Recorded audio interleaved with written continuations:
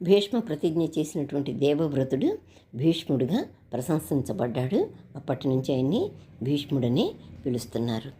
ఈ తల్లి అయినటువంటి సత్యవతీదేవిని ఆయన తండ్రి దగ్గరికి తీసుకెళ్ళిన తర్వాత ఆయన చాలా సంతోషించి, నతే మృత్యు ప్రభవిత యావజ్జీవితుమిచ్చసి త్వత్తో హ్యనుజ్ఞాం సంప్రాప్య మృత్యు ప్రభవితానఘా అని చెప్పారు. అనగా నువ్వు జీవించదలుచుకున్నంతకాలం మృత్యువు నిన్నేమీ చేయదు. నువ్వు అనుజ్ఞ ఇచ్చిన తర్వాతనే నీకు మరణం ఆసన్నమవుతుంది అని ఈ ఒక వరం ఇచ్చాడనమాట తండ్రి ఆయనకి. ఆ తర్వాత ఆయన సత్యవతీదేవి చేదిరాజు కుమార్తె అని తెలుసుకున్నాడు. దాశరథ దగ్గర పెరిగిందని మాత్రమే తెలుసుకొని శంతనుడు ఆమెను శాస్త్రోక్తంగా వివాహం చేసుకున్నాడు. వారికి 2 పిల్లలు కూడా పుట్టారు. వారి పేర్లు చిత్రాంగదుడు, విచిత్ర వీరుడు. అయితే వీరిద్దరూ పుట్టిన తర్వాత శంతన మహారాజు మరణించాడనమాట. అప్పుడు ఇంకా భీష్ముడు తను అనుకున్న ప్రకారం, తను మాట ఇచ్చిన ప్రకారం చిత్రాంగదుడిని హస్తినాపురానికి రాజుగా పట్టాభిషేకం చేశాడు. కానీ ఈ చిత్రాంగదుడు చాలా అహంకారి, బలిష్ఠుడు కూడా, చాలా బలం గలవాడు. రాజులందరినీ ఓడించి రాజ్యం విస్తరింపచేస్తూ వస్తున్నాడనమాట.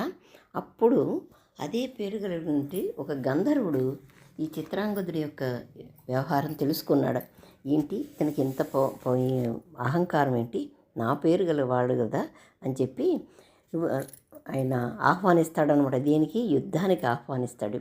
చిత్రాంగదుడు యుద్ధానికి వస్తే అప్పుడు అంటాడనమాట, ఓ రాజా, నువ్వు నా పేరు పెట్టుకున్నావు కాబట్టి నీతో సమానమైనటువంటి వాడిని, నాతో సమానమైనటువంటి నిన్ను భావించి యుద్ధం చేయడానికి వచ్చాను, నీ దగ్గరకు వచ్చాను. మన ఇద్దరు పేర్లు ఒకటే కాకపోతే ఇట్లా నీకు మళ్ళీ అనవసరంగా మాట్లాడి పొగరుగా ఉండేటువంటి మనుషుడంటే నా దగ్గర నుంచి క్షేమంగా మాత్రం వెళ్ళలేరు. కాబట్టి నీలో పొగరు తగ్గించుకో అంటే అతను వినడు కదా. అందుకని అతను యుద్ధానికి సై అన్నాడు.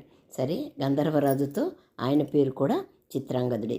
అందుకని ఈ చిత్రాంగదులు ఇద్దరూ కూడా కురుక్షేత్రంలో ఘోరమైనటువంటి యుద్ధం చేశారన్నమాట.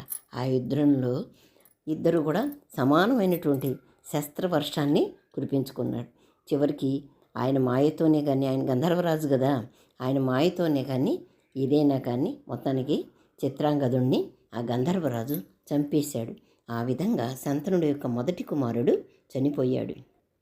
అలా చనిపోయాక ఈ గంధర్వుడు కూడా స్వర్గలోకానికి వెళ్ళిపోయాడు. ఆ తర్వాత భీష్ముడు ఇంకా వేరే మార్గం లేక చిన్నవాడైనటువంటి విచిత్ర వీరుణ్ణి హస్తినాపురానికి రాజుని పట్టాభిషేకం చేశాడనమాట. ఈ విచిత్ర వీరుడు ఎటువంటి వాడంటే పెద్దలంటే గౌరవం ఉన్నవాడు. భీష్ముడిని కూడా చాలా గౌరవిస్తూ ఉండేవాడు అనమాట. భీష్ముడు ఎలా చెప్తే అలా పరిపాలన చేస్తూ ఉండేవాడు. విచిత్ర వీరుడు కొంచెం యవ్వనంలోకి వచ్చిన తర్వాత ఇంకా వివాహం చెయ్యాలి అని చెప్పి సత్యవతి ఒకరోజు భీష్ముడిని పిలిచి చెప్తుంది, బిడ్డకి వివాహం చేయాలనైనా వీడు కూడా యవ్వనంలోకి వచ్చాడు అని చెప్తుంది. ఆ టైంలో 3 పిల్లలకి స్వయంవరం ఏర్పాటు చేశాడు కాశీరాజు అని చెప్పి ఆయనకి 3 కూతుళ్ళు. ఆ 3 కూతుళ్ళకి ఒకరోజే స్వయంవరం చేస్తున్నాడు అని చెప్పి తెలుసుకుని భీష్ముడు రథం ఎక్కి అక్కడికి వెళ్ళాడు. కాశీరాజు యొక్క పట్టణానికి వెళ్ళాడు, ఆ రాజ్యానికి వెళ్ళాడు. అప్పుడు అందరు రాజులతో పాటు ఆయన కూడా స్వయంవరంలో పాల్గొంటే అక్కడ వాళ్ళందరూ చూసి భీష్ముడిని చూసి, ఇదేంటి ముసలివాడు ఇతను, చూస్తుంటేనే పెద్ద పెద్ద ప్రతిజ్ఞలు చేశాడు, ఈయనేంటి వచ్చాడు అని హేళన చేస్తే ఆయనకి బాగా కోపం వచ్చి ఆ 3 యువతుల్ని తన రథం మీద కూర్చోబెట్టుకుని, ఎవరైనా సరే వచ్చి అడ్డగించి నన్ను జయించి వీళ్ళని తీసుకెళ్ళండి అన్నాడు. అంటే ఎంతోమంది రాజులు వచ్చారు కానీ వారెవరూ కూడా ఆయన్ని జయించలేకపోయారు. ఇంకా ఆయన ఆ 3 రాజకుమార్తెలని తీసుకెళ్ళి తమ్ముడుకు దగ్గరికి వెళ్ళిపోయాడు. విచిత్ర వీరుడి దగ్గరికి వెళ్ళి విచిత్ర వీరుడికి ఇచ్చి వివాహం చేసుకోవాలి నువ్వు అని చెప్పాడనమాట. అప్పుడు సత్యవతీదేవిని కూడా సంప్రదించాడు భీష్ముడు. అమ్మ, నేను ఇట్లా తీసుకొచ్చాను అని అడిగితే ఆమె కూడా వివాహానికి ఏర్పాట్లు చేస్తూ ఉంటే పెద్ద అమ్మాయి అయినటువంటి అంబిక అంబాలిక అనమాట. ఆ పెద్దమ్మాయి అయినటువంటి అంబ వెంటనే భీష్ముడితో మాట్లాడుతోందనమాట.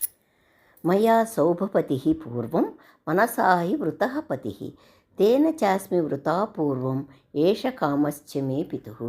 అంటే నా మనసులో ఇంతకు మునిపే సౌభపతి అయినటువంటి నా భర్త శాల్వుడు, ఆయన కూడా నన్ను వరించాడు. మానసికంగా మేమిద్దరం కూడా భార్యాభర్తలం ఎప్పుడో అయిపోయాం.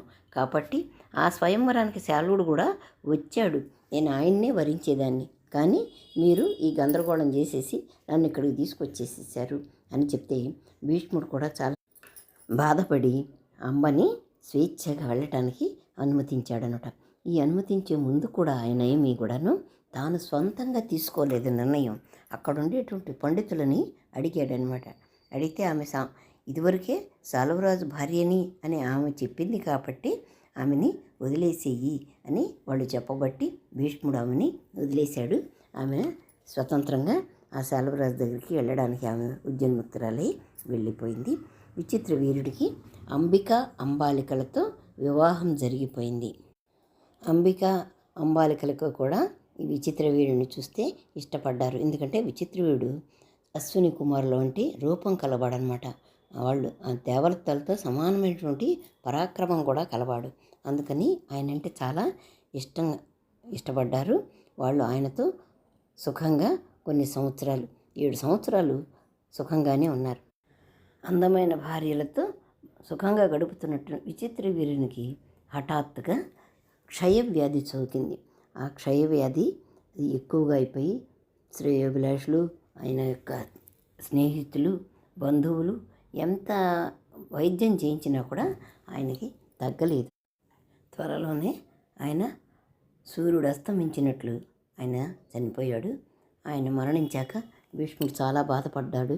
ఆయనకి జరిపించవలసిన కార్యక్రమాలన్నీ తల్లి యొక్క అనుజ్ఞతో అన్నీ జరిపించాడు. ఈ విధంగా శంతన మహారాజు సత్యవతులకు పుట్టిన 2 పుత్రులు కూడా విచిత్ర వీరుడు, చిత్రాంగదుడు ఇద్దరు కూడా మరణించారు.